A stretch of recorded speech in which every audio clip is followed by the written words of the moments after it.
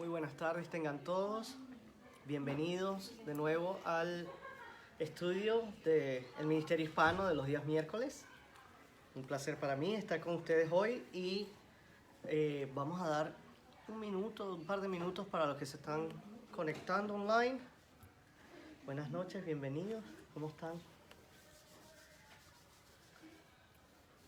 Ya vamos a estar comenzando hoy. Vamos a estar estudiando una voz para proclamar las buenas nuevas. Es el capítulo 12 del estudio que hemos venido haciendo sobre la iglesia que hace discípulos. Así que vamos a dar solo un minuto. Ya allí se están conectando varias personas. Bienvenidos.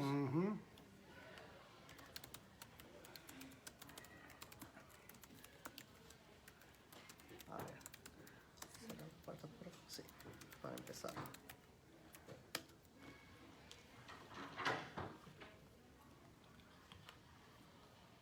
Muy bien.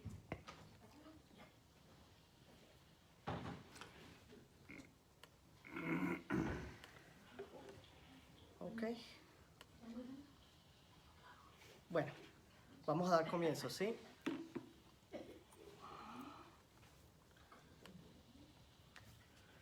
Vamos a comenzar entonces hoy con este capítulo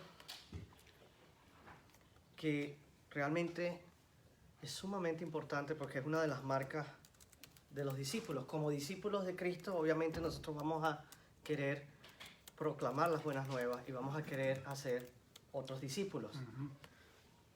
Y vamos a partir de la premisa de 1 de Pedro 3:15 que nos dice que debemos estar siempre preparados.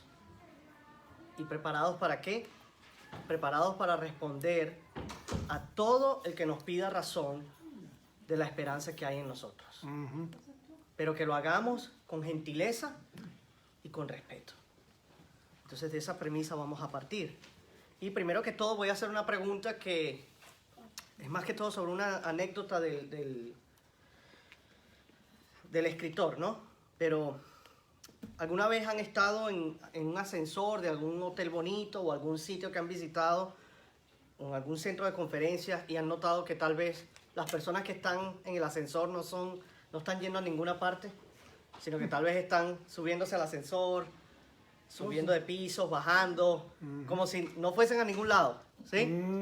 Bueno, el autor dice que esa sería la familia de él, la familia McDonald.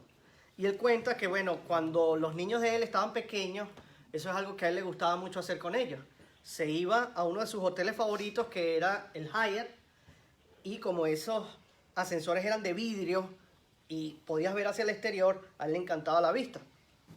Entonces, un día va él a ese hotel con los 3 niños y están haciendo lo que siempre hacían.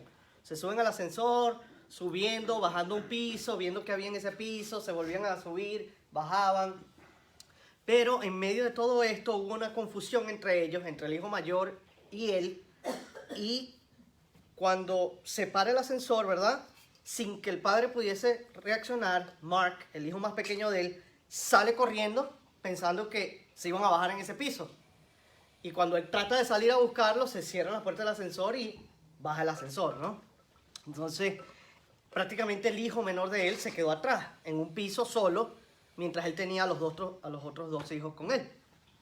Entonces él dice, bueno, miré al niño que tenía en mi mano izquierda, miré al niño que tenía en mi mano derecha y dije, bueno, al menos tengo 2/3 de los niños con los que llegué. Nada mal, ¿no? Para un viaje familiar. Pero eso realmente no era lo que estaba pensando. Lo que estaba pasando por su mente y por su cuerpo era la adrenalina, el pánico, el terror. Porque nunca pensó que iba a dejar a su hijo atrás. Entonces todos sus esfuerzos en ese momento estaban en una cosa: tengo que encontrar al que está perdido, tengo que encontrar al que se quedó atrás. Pero él dice que él nunca comprometió su responsabilidad con los otros 2 niños para ir a buscar al tercero. De hecho, él dice que agarró con tanta fuerza a los otros 2 cuando los fue a buscar, que uno de ellos le dijo, oh, papá, me estás haciendo daño. Así que cuando al final, ¿verdad?, encontraron a Mark, al pequeñito, dice que se reunieron y tuvieron una celebración de las grandes. Entonces, Ese es el tipo de pasión que Dios tiene por perseguir y por llevar a puerto seguro a quien no está en casa. La misma pasión, a quien no está seguro, al que está espiritualmente a la deriva. Y quien sea como Jesús, en este caso nosotros, y cualquiera que sea como Jesús, entonces debe hacerse dos preguntas. La primera es, ¿estoy dispuesto a unirme a Dios en la búsqueda de uno? Y la segunda pregunta sería, ¿voy a alzar la voz para anunciar las buenas nuevas que ayudarían a llevar a los brazos de Dios a una persona que esté perdida? Son dos preguntas muy importantes que debemos hacernos. Y es muy alarmante la débil respuesta que dan los cristianos estadounidenses a estas dos preguntas. Y cuando digo cristianos estadounidenses, no solo nos referimos a los que fueron nacidos acá, sino a todos nosotros, los que vivimos acá. El investigador social George Bana dice que en un estudio que hicieron dentro del cuerpo de adultos no asistentes a las iglesias de los Estados Unidos, dice, el 4% fue invitado por un amigo a asistir a una iglesia los 12 meses anteriores y fueron. Escucharon el porcentaje, ¿no? 4% de personas fueron invitadas y decidieron asistir. Y el 23% fue invitado a asistir, pero declinó la oferta, no quisieron ir. Y el 73% no ha sido invitado. Entonces, tenemos que hacernos una pregunta. ¿Qué nos dice esto? Bueno, la observación aparente es que la mayoría de los que no asisten a la iglesia no están siendo buscados por nadie. No están siendo invitados. Nosotros somos el doble de ellos y somos llamados por Dios a buscarlo. Pero, lamentablemente, muchas veces se gasta más dinero en construir, en renovar las instalaciones a las que los invitaríamos, en vez de enfocar esfuerzos en ir a buscarlos. Entonces, ¿por qué a principios del siglo XXI la quinta marca del discipulado es tan desafiante? ¿Por qué es tan desafiante para nosotros salir a buscar a los perdidos? Temor de ser rechazado, no Temor de ser rechazado, temor de ser aceptado, no aceptado, la comodidad. Muy bien. Sí. Puede ser que tal vez, dice el autor, los cristianos estadounidenses seamos tan completamente del mundo que no veamos la distinción entre nosotros y los que están fuera de la iglesia. O puede ser que tal vez el enfoque multicultural, ¿verdad? La sociedad en la que vivimos hoy en día, tipo buffet, entonces tal vez se nos haga muy incómodo asumir una posición en los asuntos espirituales, porque al final cada quien tiene para escoger lo que quiere. O puede ser que tal vez, ¿verdad?, las habilidades básicas que necesitamos para describir la necesidad de Dios y mostrarle a una persona cómo responder, ya sea un arte perdido en la comunidad cristiana. Tal vez se perdió eso, ya no sabemos cómo hacerlo. O puede ser, y dice el autor que él teme que esa es la verdad, que el cristiano haya experimentado tan poco del mismo Dios que no tiene ni idea de si las buenas nuevas merecen compartirse. Y es una pregunta que nos pone a pensar a todos, ¿cierto? ¿Creemos realmente que las buenas nuevas son buenas nuevas? Y si lo son, entonces ¿por qué no las estamos compartiendo? Ahora, los métodos, ¿verdad?, los medios de comunicación, el mercadeo, eso realmente no son la necesidad actual para poder expresar las buenas nuevas. No es que necesitamos más medios de comunicación, no es que necesitamos más social media, nada que ver. Realmente los que están separados de Cristo, lo que quieren ver es algo más. Y lo que ellos quieren ver es la presencia de Dios. La presencia y el poder de Dios obrando ¿en quién? En nosotros. Eso es lo que ellos quieren ver. Entonces, para que ellos puedan experimentar ese sentimiento del amor de Dios a través de nuestro amor. Entonces el mundo allá afuera está ansioso de la invitación radical de aquel que pide nada menos que todo, del Señor. Pero debe ser llevado en los labios nuestros y debe ser personificado en las acciones nuestras, los discípulos de Jesús. Eso quiere decir que nuestras palabras y nuestras acciones van a tener un gran impacto en esas personas con las que nosotros tengamos relaciones. Y es así como podemos dar prueba de que se puede confiar en este maestro más que todo en la vida, cuando ellos nos ven en nuestras propias vidas.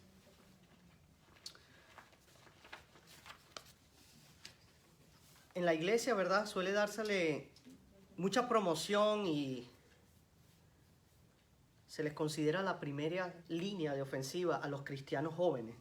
Y cuando digo jóvenes me refiero a los recién convertidos, no por edad, sino a estos cristianos que acaban de llegar al Señor. ¿Por qué? Porque, bueno, estas personas tienen un entusiasmo, ¿verdad?, que muchos creyentes a veces han perdido. Entonces, generalmente se ve desde este punto de vista que estas personas pasan de no haber experimentado aún a Jesús cuando no conocían a Jesús a, en respuesta a lo que Jesús ha hecho por mí, yo estoy dispuesto a hablarle a otros de Él. ¿Sí? Entonces, muchas veces se enfoca el esfuerzo y la promoción en este grupo de hermanos recién convertidos. ¿Cuál es el problema? Que en este clima posmoderno que estamos viviendo, este cambio no puede darse por hecho. ¿Por qué? Porque resulta cada vez más probable que quienes se están alistando como seguidores de Jesús conservan un alto grado de respeto por las convicciones de los que no son cristianos. Entonces, ¿cuál es la regla número 1 de la posmodernidad? ¿Cuál es la regla que vivimos hoy en día? Tú tienes tu verdad y yo tengo la mía. Sí, así te lo han dicho. ¿Cierto? Sí, así lo dicen. Tú crees lo que tú crees y yo creo lo que yo creo. Y entonces las afirmaciones de superioridad, ¿verdad?, de alguna versión de la verdad a expensas de otra, que es en sí el evangelismo, son altamente ofensivas para la gente. Cuando usted viene a decirle a alguien que usted tiene la verdad, y eso es lo que sucede con Jesús, ¿no?, que es inclusivo pero a la vez exclusivo. Así es. ¿Cierto? Sí. Entonces la gente no lo puede comprender y se siente ofendida. Ahorita me viene a la memoria una anécdota que contaba el pastor David Platt en uno de sus libros, Radical, que él dice que en uno de sus viajes a la India él conversaba con un monje hindú y con un musulmán. Y estaban hablando y entonces aparentemente estos hombres estaban teniendo una conversación con él amena, porque le dicen, no, bueno, es que tú sabes, tú crees en algo, yo creo en lo otro, pero al final todas las religiones, tú sabes, van al mismo sitio. Sí. Al final todos vamos a llegar al mismo lugar, es el mismo Dios. Es el infierno. Entonces, David, me gustó, ¿no?, cómo él manejó la situación cuando le preguntaron su opinión, porque lo pusieron como, ¿verdad?, en el spotlight ahí. Y él dice, bueno, me imagino que ustedes ven las cosas como que Dios está en una montaña, ¿verdad? Sí, ok. Y bueno, que tal vez tú vas subiendo, ¿verdad?, hacia la montaña por un camino. Y yo voy subiendo a la montaña por otro camino. Y tú vas subiendo por otro. Y al final, todos vamos a llegar, ¿verdad?, al mismo lugar, al Dios que está en la montaña. Entonces los hombres se ven y dicen, sí, así mismo es, tú sí que lo entiendes. Tan feliz, ¿no?, con el cristiano que por fin entendía cómo funciona. Pero entonces en ese momento él le dice, bueno, ¿sabes qué? ¿Y qué pasa si yo te dijera que tú no tienes que subir hasta ese Dios? ¿Qué pasa si yo te dijera que ese Dios bajó Y hasta acá. bajó y vino a buscarte a ti y a mí? ¡Wow! Eso sería grandioso. Ok, déjame decirte sobre Jesús. ¿Mm? Tenemos la verdad y tenemos que compartirla, de la manera que sea. Y a veces vamos a tener que recurrir a ese tipo de ejemplos. ¿Quiénes de ustedes han visto Los Simpsons? ¿Sí? Probablemente casi todos de nosotros, ¿verdad? Sí. Esa comiquita tiene Con años. vergüenza, sí. Bueno, en Los Simpsons... Con el 1% de que nunca. ¡No! ¡Ah! Bueno, Jonathan.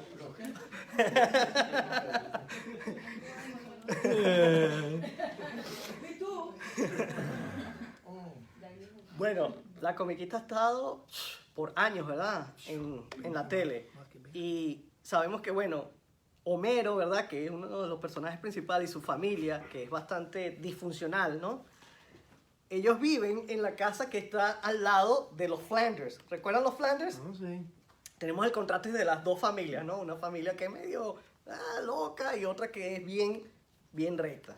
Entonces, hay un episodio, ¿verdad? En que los niños Flanders, los hijos de la familia Flanders, están llegando a la casa de un viaje. Y entonces cuando llegan de casa, dicen, ¡oh!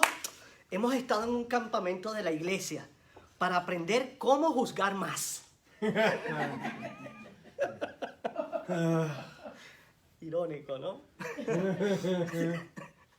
Pero en resumidas cuentas, así es como la gente tiene la percepción de la iglesia hoy en los Estados Unidos. Así es como nos ven. Entonces, la gente piensa que es un lugar donde la gente decente se vuelve gente religiosa. Y entonces eso nos hace verdaderamente intimidantes como vecinos. Me lo voy a acercar a este porque este es el que se la da que más que todo el mundo. De hecho, Jay Leno tenía un titular de un periódico de la vida real que decía, en el cual un burdel alegaba que una iglesia sería mala influencia para el vecindario. Un periódico con un titular. Y eso es lo que está sucediendo, que antes las iglesias eran consideradas beneficiosas en cualquier parte. Pero ahora las juntas de distrito se están negando cada vez más a que se desarrollen iglesias. ¿Por qué? Bueno, ponen excusas como que, bueno, va a haber mucho ruido, va a haber mucho tráfico, o el asunto de la seguridad. Pero hay algo que realmente no dicen. Es algo que no mencionan y es la amenaza del evangelismo. Eso es lo que temen. Que al plantarse una iglesia, entonces haya gente movilizándose, alcanzando la comunidad. En resumidas cuentas, la mayoría de los estadounidenses ven a la iglesia como una desventaja. Lamentablemente así es hoy en día, en vez de verla como algo bueno para la comunidad. Pero ya que estamos tocando este tema, ¿cómo fue Jesús con la gente religiosa? Cuando leemos, ¿verdad? Especialmente los lectores nuevos, ¿no? De los evangelios, se sorprenden muchas veces cuando se dan cuenta que Jesús fue echado a un lado por la gente religiosa. Y que constantemente él se esforzó por ofenderlos. No parece tener mucho sentido, ¿cierto? Uno podría pensar que la gente que es celosa en lo religioso, ¿verdad? Más bien se uniría, se haría aliado de Jesús, ¿cierto? Pero si estamos definiendo a la gente religiosa, no como alguien devoto a la palabra, no como alguien, sino cuya primera prioridad es el cuidado del orden y mantener las reglas. Una rigidez eclesiástica. Así nos estamos refiriendo a los religiosos. Entonces no es que ser devoto sea malo, más bien somos llamados a ser devotos. Pero cuando escuchen el término religioso estamos refiriéndonos a eso. Las personas que lo que les importa más es el orden, las reglas y son bien rígidos y... La ley. Sí, la ley. Y siempre creen tener la razón y son bien legalistas. ¿Sí? Entonces, para ellos la regla más importante, por supuesto, es que la gente buena debe ser recompensada. ¿Y la gente mala qué? La gente mala castigada. Entonces, estas personas religiosas juegan con las reglas y ellos aprecian, ellos se alegran cuando la justicia es servida. Oh, se hizo justicia. Su justicia. Su justicia.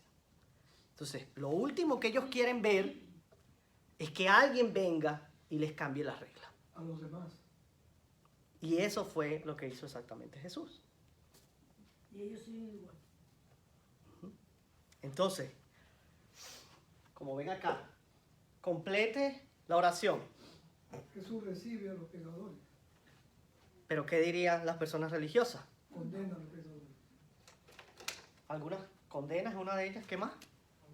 rechaza, Condena, Aborrece. rechaza. Ama. Los religiosos. ¿Qué dirían los religiosos? Oh. Condena, rechaza, ¿cuál más? Aborrece. Aborrece, castiga, ¿cierto? Desde el punto de vista de los religiosos, eso es lo que haría Jesús con los pecadores, ¿sí? Pero, para ellos dicen, Jesús tiene que tomar partido y Él tiene que ser severo con las personas que pecan. Él tiene que ser severo con las personas que engañan a sus cónyuges. Él tiene que ser severo con las personas que se divorcian, con las personas que usan drogas, con las personas que abusan de niños, con los que hacen trampas en el impuesto. Él tiene que ser severo con ellos porque tiene que servirse justicia. Pero ¿qué dijo el mismo Jesús? En el capítulo 15 de Lucas, ¿verdad? Comienza así. Lucas 15.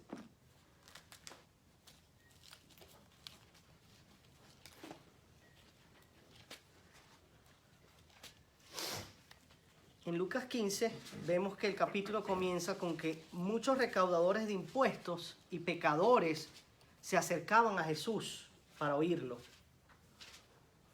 De modo que los fariseos y los maestros de la ley se pusieron a murmurar. Los religiosos. Este hombre recibe a los pecadores y come con ellos. Y come con ellos. Entonces, ¿qué creen ustedes que Jesús hacía? Lo que dijo nuestro hermano José. Jesús les da la bienvenida. Ah, tratando de borrar el bobo. Sí. Les da la bienvenida a los pecadores. ¿Sí? Eso es lo que pertenece realmente al espacio en blanco. Y no solo se trata que Jesús come con las personas en bancarrota espiritual. En el Oriente Medio, compartir una comida con alguien es prácticamente algo sacramental. Es algo que significa aceptación total. Entonces, ¿pueden imaginarse lo que pensó la gente religiosa de eso?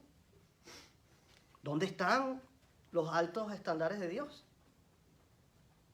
¿Por qué Jesús no rechaza a los hombres y a las mujeres pecadoras?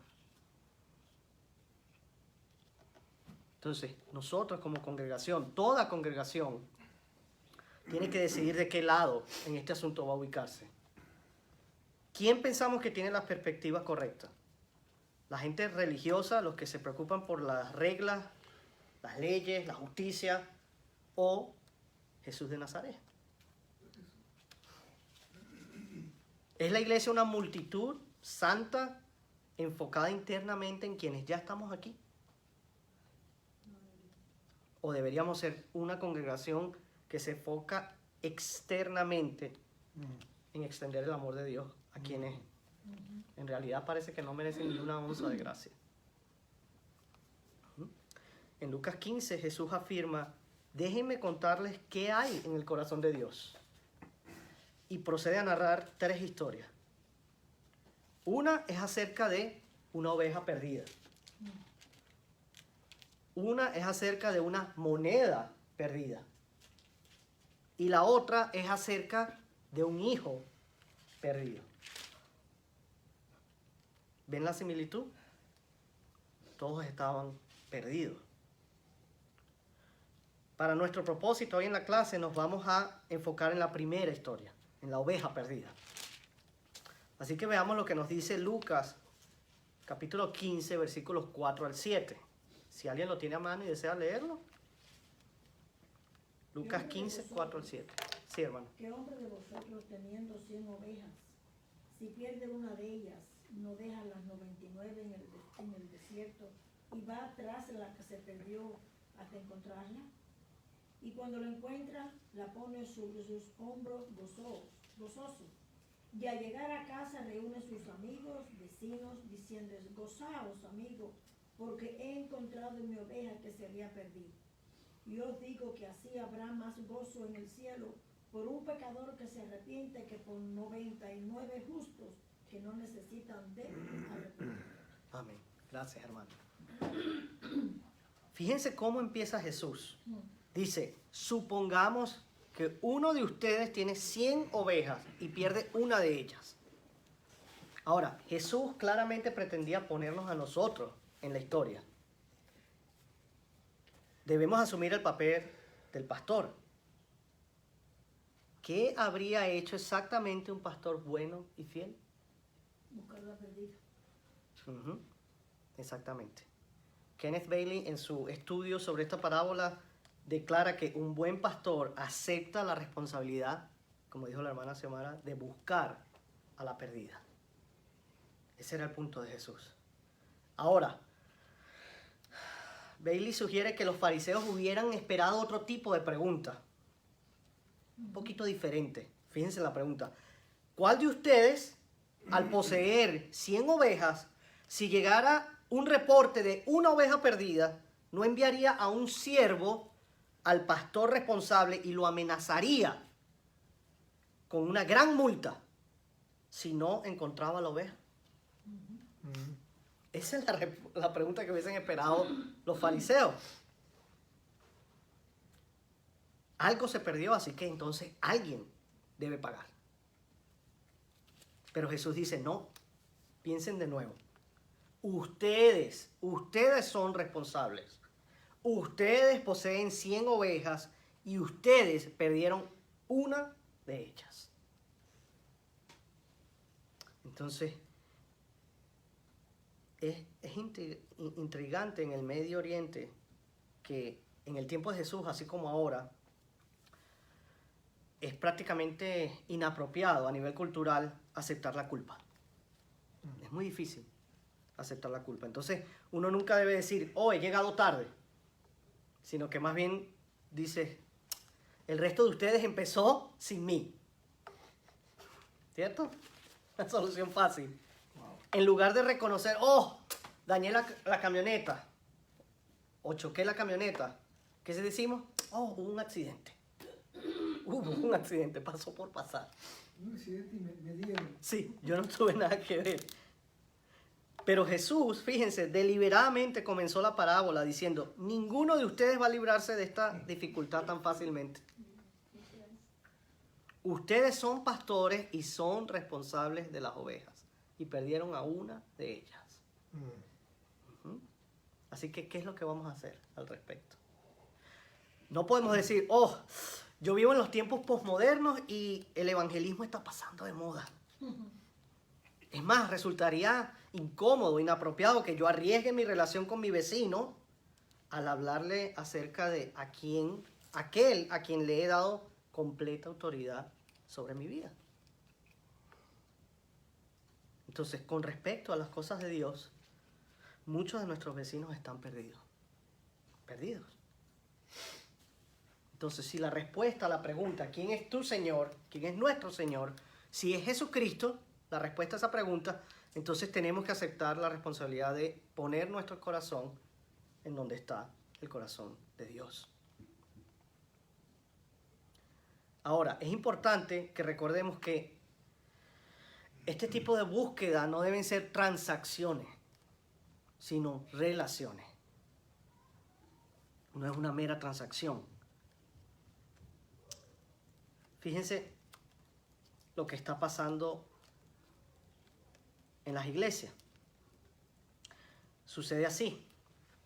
Durante mucho tiempo viene una persona y le anuncia el mensaje de Jesús a un no cristiano, ¿cierto? Ahora es responsabilidad de esa persona escuchar, hacer preguntas, luchar con las dudas o los miedos y por último lugar, capitular, ¿no? Luego se hace una oración y esa alma es ganada, ¿cierto? y eso completa la transacción evangelística. Ahora puede registrarse esa persona como otra decisión para el Señor. Pero el llamado de Jesús es un poco distinto, es totalmente distinto.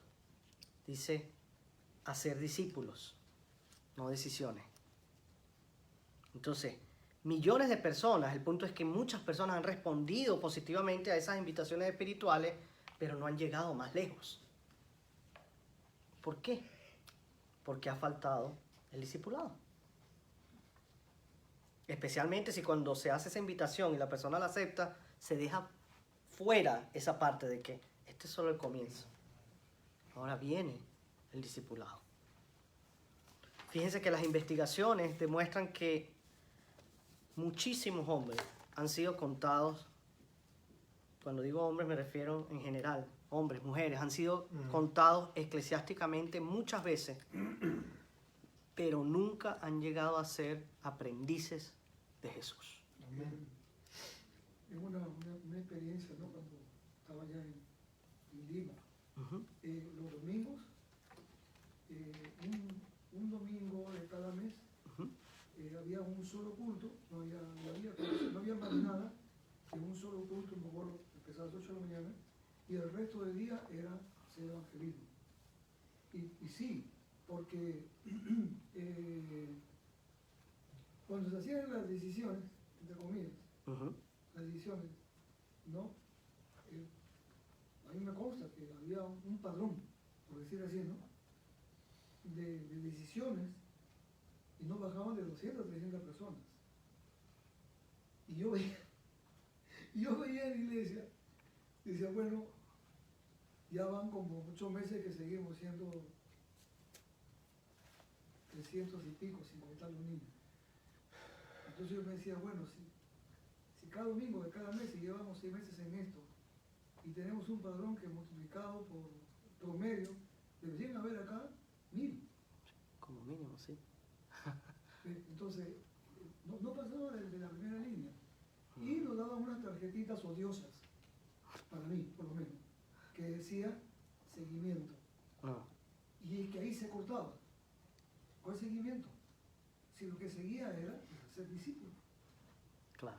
Porque si una persona que toma su decisión se asume Ujú. que es un discípulo. Sí. Buen punto. Entonces, llevar a otros a confiar en Cristo es un asunto de relaciones. Justamente. Aquí en el versículo 6, que yo creo que es una de las cosas que nosotros como debemos de gozarnos, como él dice aquí en este capítulo 6, dice, gozaos conmigo, Ujú. ¿verdad? Ujú. Porque he encontrado mi oveja que se había perdido.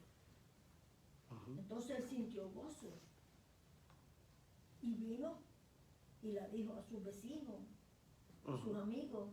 Entonces yo creo que no solamente encontrar a la oveja, sino aquella oveja hay que seguirla alimentando. Muy bien. Amén. De principio a fin, entonces, Ujú.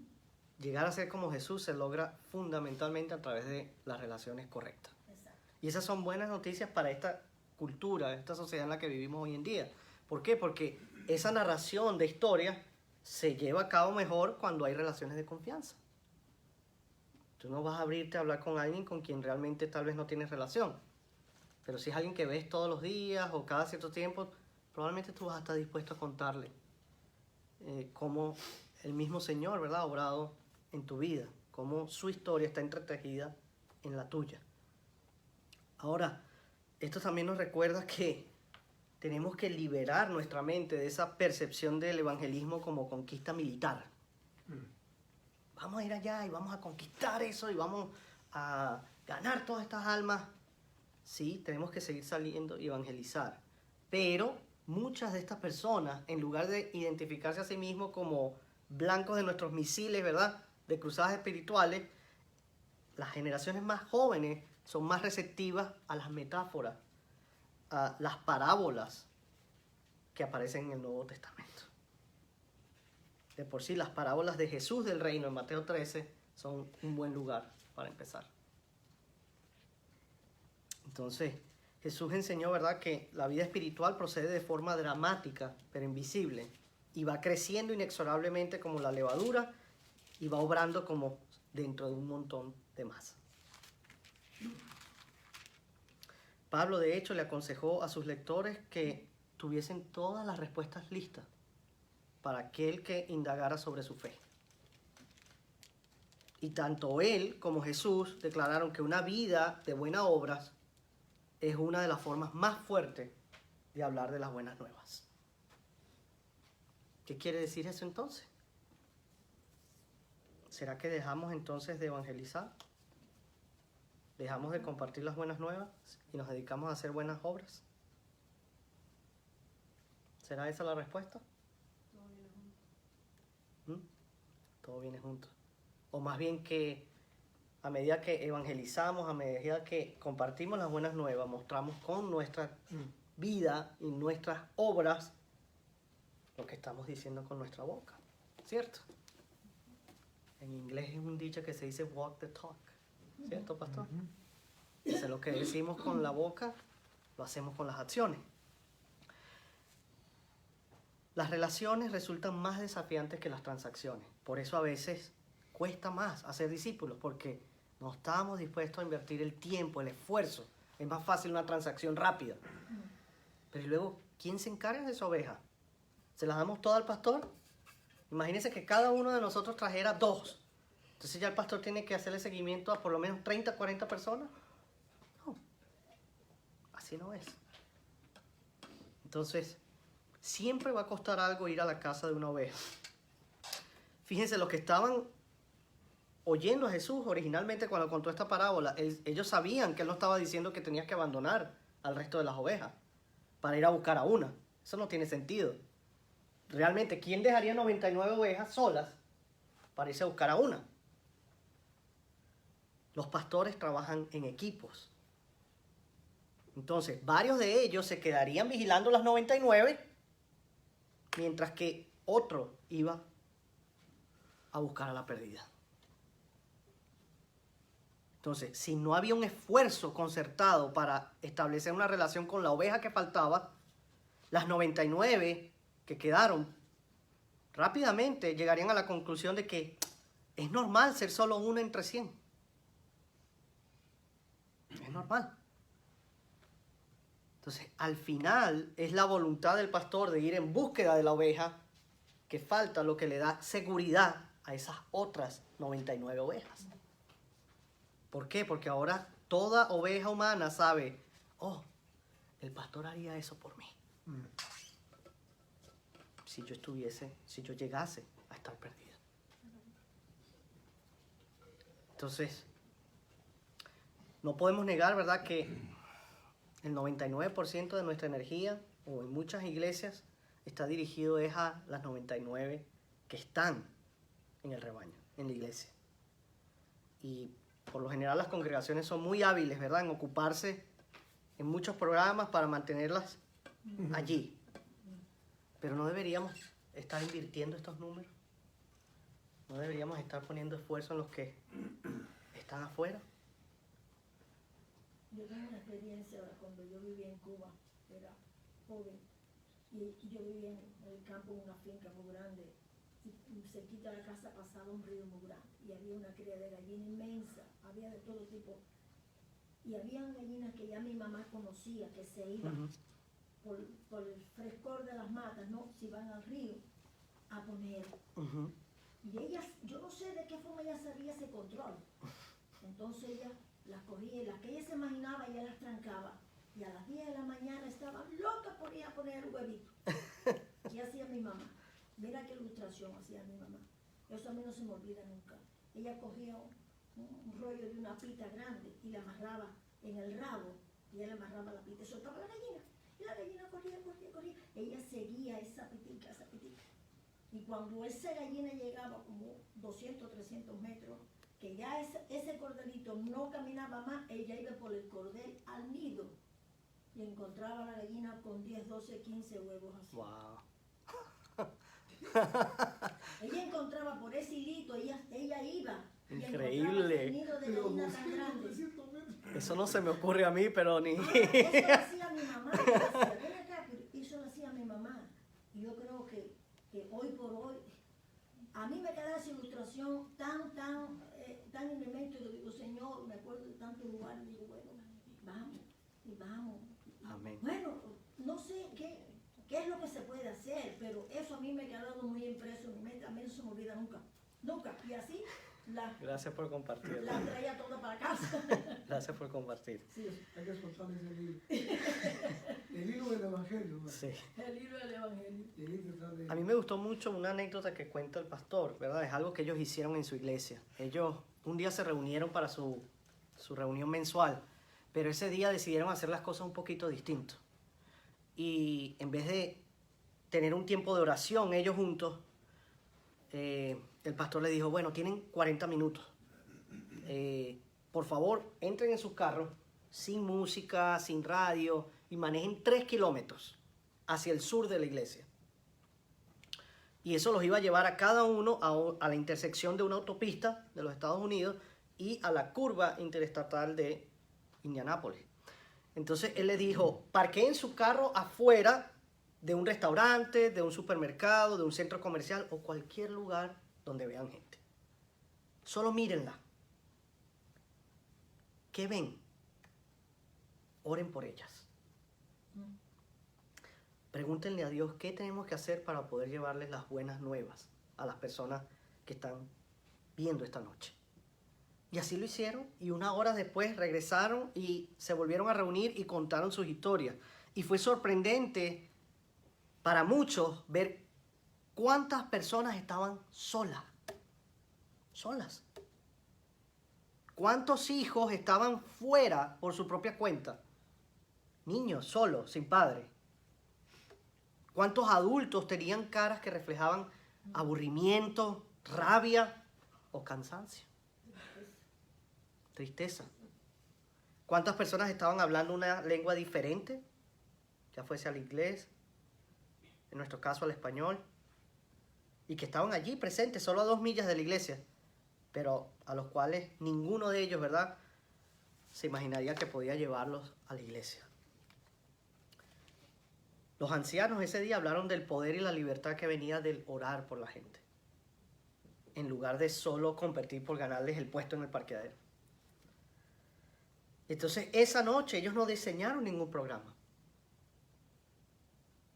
pero primero intentaron ver solamente.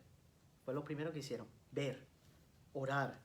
Y así sus corazones se acercaron al corazón de Dios. Entonces, ¿cuál es esa tarea de restauración? Bueno, el evangelismo no es un evento único. No es solamente una invitación que se extiende en varias ocasiones. Es un proceso de relación que incluye escuchar, hablar, orar y alentar. Mucho alentar. Entonces, esto, ¿verdad?, se refleja en este hueco intermedio que dice paso de ser renuente cuando se trata de compartir las buenas nuevas debido a mi inexperiencia, mi miedo o no sé cómo responder preguntas, paso a confiar en que Dios va a obrar en mí y que si comparto mi fe con frecuencia puedo dialogar, puedo ser efectivo y puedo explicar con amor las cosas del cristianismo a quienes están buscando. Fíjense, buscar una oveja perdida en Palestina nunca ha sido fácil. La búsqueda puede llevar días. La tierra es extremadamente seca. La mayoría de los pastores que están buscando en medio de esas condiciones pensará para dentro de ellos, espero encontrar la oveja y oro para que ya esté muerta. ¿Por qué? Bueno, porque entonces el pastor podrá, ¿verdad?, devolver una oreja o una pata y decir, aquí está, la encontré, trabajo terminado, ya no queda nada por hacer. La encontró, pero la encontró muerta y lo que trae es prueba de que está muerta. Listo, cumplí con mi trabajo, la encontré. Pero esa no es la forma en que va la historia de Jesús.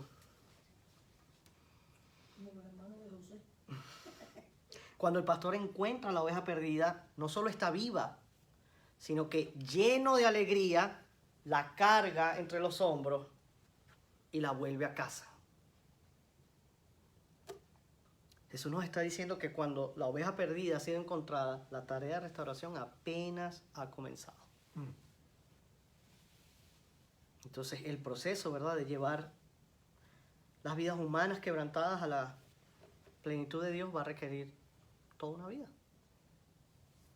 Ahora nos vamos a dar cuenta que hay dos barreras para la cruz. Dos barreras. La gran comisión de Jesús, ¿verdad?, que vemos en Mateo 18 al 20, especifica nuestra tarea. Hagan discípulos. Ella define también las circunstancias prevalecientes. Dice, en tanto van, es decir, en tanto vayamos, hagan discípulos. Y también establece la expectativa de afiliación con la iglesia. ¿Por qué? Porque nos dice, bautizándolos en el nombre del Padre y del Hijo y del Espíritu Santo. Y reconoce la necesidad de los aspirantes a discípulos de crecer en la certidumbre espiritual. ¿Por qué? Porque nos dice, enseñándoles a obedecer todo lo que les he mandado a ustedes.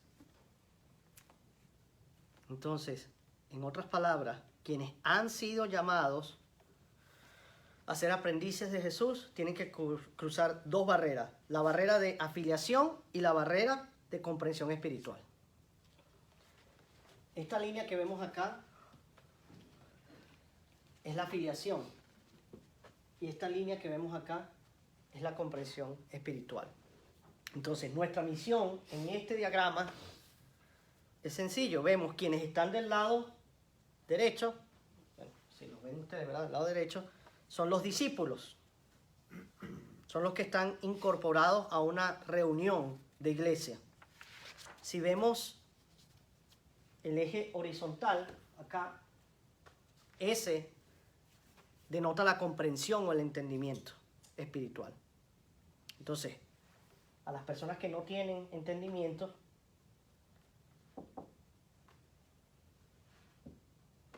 cuando le preguntas quién es tu Señor, probablemente no identifican a Jesús o no están totalmente claros de quién es su Señor. ¿Sí?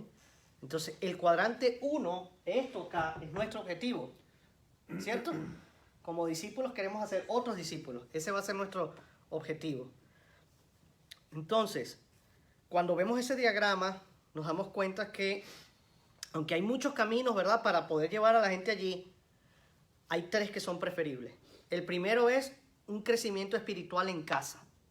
Es decir, del cuadrante 2, yo creo que puse los números mal.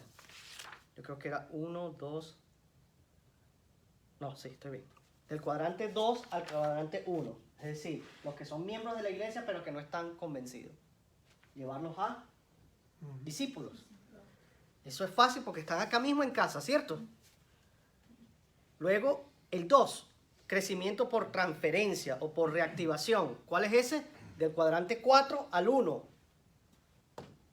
Tenemos cristianos, creyentes, pero que no son parte de una congregación. Entonces, ¿qué vamos a tratar de hacerlo? Discipularlos, traerlos a la iglesia.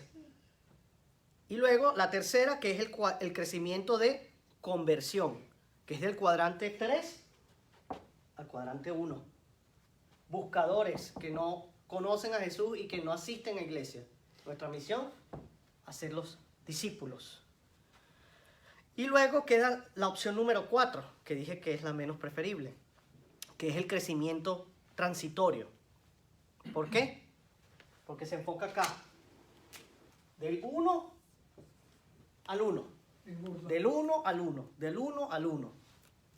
¿Qué se da cuenta usted que hay allí? Reciclando. Eso es un círculo concentrico. Un círculo.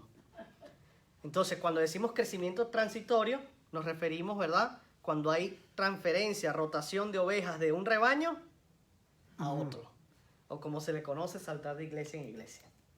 ¿Cierto? Ahora, las iglesias que están recibiendo este rebaño lo pueden ver así, un crecimiento transitorio, pero las iglesias que están perdiendo el rebaño, dando el rebaño, prefieren llamar eso más bien como el robo de ovejas. ¿Cierto? Entonces, es la proliferación de mega iglesias un signo de vitalidad espiritual o una evidencia de disfunción en el cristianismo estadounidense? La respuesta probablemente sí a las dos opciones. En ocasiones sí va a ser un signo de vitalidad espiritual y en otras ocasiones van a ser iglesias que crecen rápidamente porque tienen mejores instalaciones, porque tienen más dinero, más programas y agarran a estos miembros, los atraen. Cuando Jesús ascendió al cielo dejó una congregación de 120 personas. Si nos ponemos a pensar diríamos, wow, una iglesia pequeña. ¿No seguían a Jesús multitudes? ¿Qué pasó con toda esa gente? Recuerdan que algunos estaban detrás de él por sus milagros, otros estaban detrás de él por la comida, por la necesidad. Pero resulta que esas 120 personas que dejó Jesús eran discípulos comprometidos. ¡Wow! Comprometidos con la iglesia, totalmente comprometidos. Y esos 120 discípulos cambiaron el mundo. Prueba de eso es que nosotros estamos hoy aquí. Entonces, ya para ir finalizando, la madurez, ¿verdad?, creciente en esta quinta marca es una transición notable. Hay que ya compartir la fe no es una actividad que estamos persiguiendo, sino que es un estilo de vida. Pasamos de comparto las buenas nuevas desde los confines de mi fe a soy liberado por el amor de Cristo y comparto las buenas nuevas con su gracia. Y sabemos que no hay fiesta, ¿verdad?, como la que celebran cuando hay la adopción de un nuevo miembro a la familia de Dios. Entonces, Kenneth Bailey de nuevo dice, da una aclaración, dice, ¿por qué se alegran, no? Como dice en Lucas 15:6, alégrense conmigo, ya encontré la oveja que se me había perdido. Bailey explica una aclaratoria. Bueno, ¿por qué tanta alegría? Porque conseguiste una oveja. Pero resulta que en Palestina 10 o 20 familias poseían en conjunto el rebaño de ovejas. Es decir, que no solo uno era el dueño, era el rebaño de todos.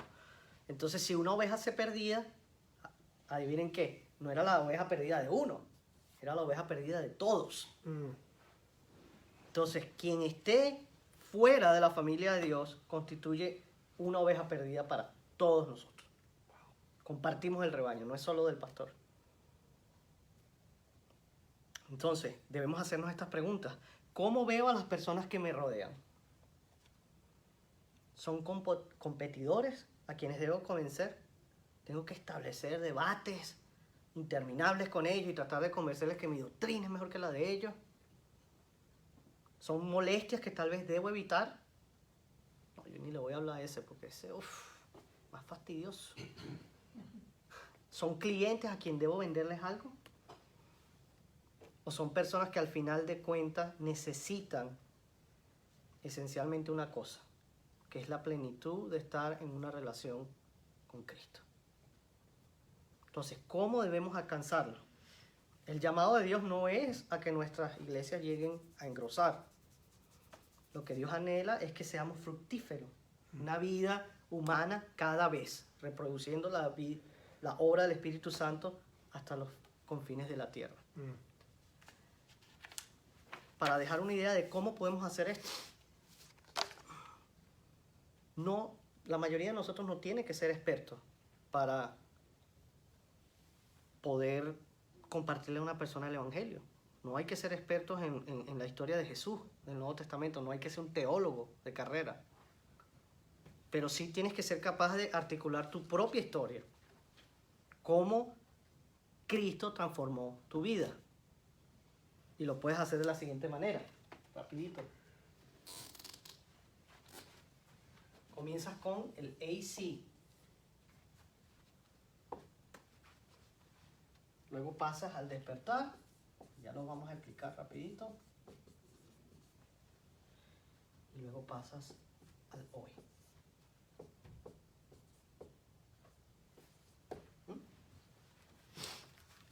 El AC antes de Cristo. Entonces cuéntele a alguien acerca de su vida antes de seguir a Cristo. Y si no recuerdas un periodo AC, si tal vez llegaste al cristianismo muy pequeño, Describe al menos una época en la que tal vez pusiste de lado su señoría, en la que no te sometías completamente a él. El despertar identifica al menos un suceso definitivo que ayudó a establecer o a cimentar tu relación con Cristo. ¿Qué fue lo que provocó que se cimentara esa relación? Y dile por qué decidiste confiar en Él. ¿Y qué fue? ¿Cómo lo hiciste? Y por último, el hoy. Describe un lugar de tu vida en el que Dios esté obrando en este momento. ¿Cómo está transformando? ¿Cómo te transforma a ti confiar en Cristo? ¿Cómo actúas distinto porque confías en Cristo? ¿Qué progreso ves? Esa es una manera fácil, sin necesidad de ser experto en el Evangelio, de ser teólogo, de entrar en debates doctrinales, de convencer a una persona de que necesitan a Cristo. Entonces, con esto terminamos hoy y el llamado es a ese, que salgamos y compartamos las buenas nuevas. Amén. ¿Alguno tiene anuncio, pastor? Así después. Ok. Jonathan. Sí, me estaba acordando de lo que tú hablabas acerca de la iglesia primitiva, de los 120 primeros que estuvieron expandiendo, ¿verdad? Dice Tony Evans que a veces él siente que el rebaño de ovejas tiene chivos porque se están dando a cabezazos. Y ese es un gran problema, porque parece que como que no nos las creemos completamente, no nos sentimos ese orgullo, no sobreacturado, sino ese orgullo de formar parte de la familia de Cristo. Porque claro está que si es que no hay voluntad para hacer su voluntad, no llegamos a nada. Y formar parte de una congregación nos da muchas herramientas, porque es difícil hacer un solo, estar tú solo en la calle y tratar de buscar solo, pero el hecho de tener una congregación te ayuda mucho a quizás hacerle una consulta al pastor o derivar la pregunta a una tercera persona. Y pienso que debemos trabajar en nuestra voluntad, debemos trabajar en la obediencia y debemos trabajar en nuestros hogares, en nuestra vida propia, para poder llegar a dar frutos involuntarios, porque no van a ser por lo que hacemos nosotros, sino va a ser por la obra que Dios hace a través de sus instrumentos que somos nosotros. Amén. Sí, alinear nuestra voluntad con el Padre. Exacto. Sus deseos tienen que ser nuestros deseos. Y si son sus deseos, Él lo va a hacer. Amén. Y una de las cosas que doy gracias a Dios es que, bueno, que acá con el pastor estamos constantemente en eso, saliendo a buscar. Y cada vez intentamos cosas nuevas. Y unas funcionan mejores que otras, pero lo vamos a seguir haciendo. Y tenemos la voluntad de seguirlo haciendo. Amén. ¿Algún pedido de oración? Si tiene algún pedido, puede escribirlo allí, si está viéndonos. Sí. Y acá en la habitación, ¿habrá algún pedido? Nubia dice, quiere dar gracias a Dios y a la iglesia por sus oraciones. Amén. Dios es fiel. Amén. ¿Alguien más tiene alguna petición?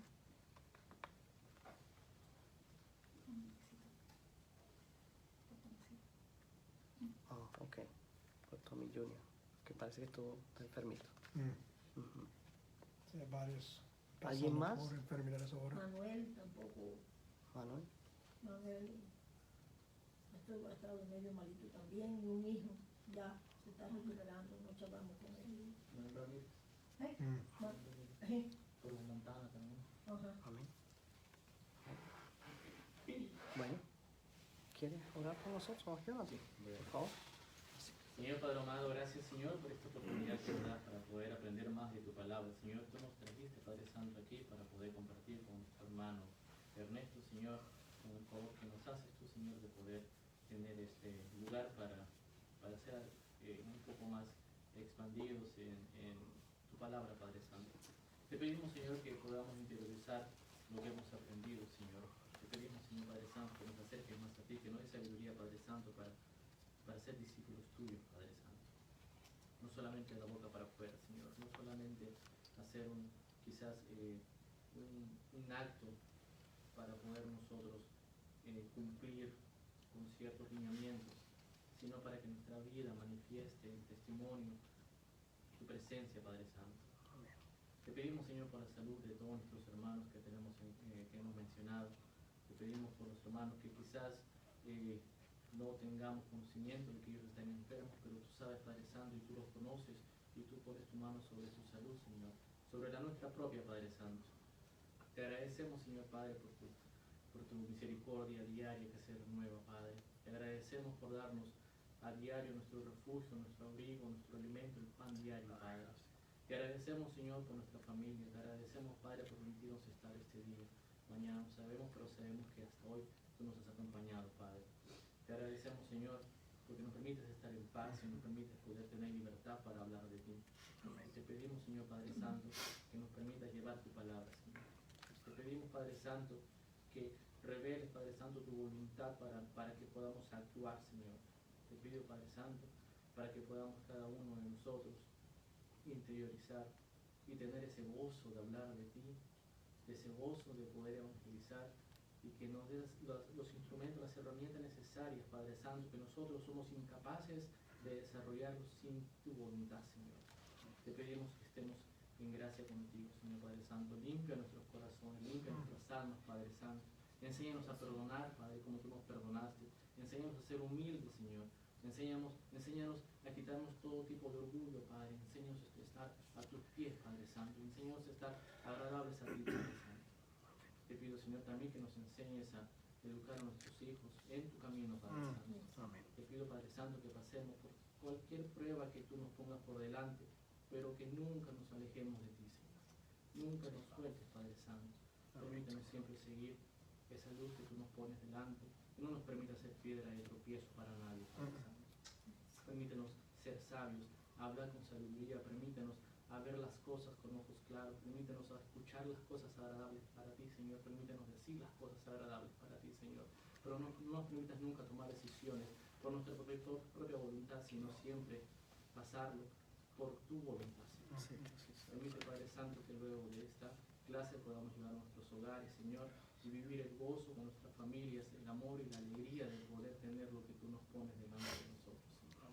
Te pido la bendición sobre el hogar de mi hermano Ernesto también, y por el hogar de nuestro pastor, Señor. Te lo agradecemos todo, Padre, y todo te lo pedimos en el nombre sagrado de tu Hijo, nuestro Señor Jesús. Amén. Gracias, hermano, y los dejo con el pastor para los anuncios. Gracias de nuevo. Una cosa, acordarnos que el 2 de mayo, domingo en la tarde, 2 de mayo es cuando vamos a trabajar con nuestra iglesia hermana en Amocle, Iglesia Bautista de Jesucristo. Vamos a estar ayudando en una fiesta de bloque. Entonces necesitamos que todos colaboren. Por favor, inscríbanse el domingo a las 9:30 cuando vienes para el culto en la capilla, en la mesa de bienvenida o online en el Facebook. Hay un link al formulario a rellenar. Es un evento para la familia. Entonces traen los niños, todo, para que colaboramos y servimos juntos a nuestra iglesia hermana. Pero hasta el domingo, el miércoles que viene, Dios los bendiga. Gracias.